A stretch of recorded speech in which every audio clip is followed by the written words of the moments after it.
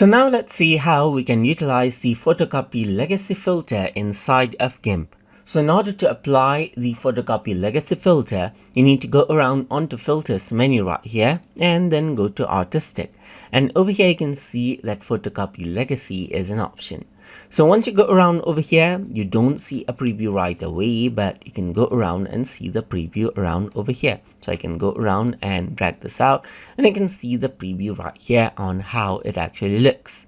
You can go around and mark out the radius right here just like this, as you can see, and change around the sharpness as you like as well. So you can go around and increase and decrease the sharpness and change around the level of percentage black right here just like this, and the percentage of white as well. So you can go around and decrease it and increase it according to how you want as well. If I were to go around and press OK, then this is what you have, as you can see. So this is the photocopy effect that you have right here in the picture by utilizing the Photocopy Legacy filter. So I hope you guys learned something as always. And as always, please like, comment, share, and subscribe.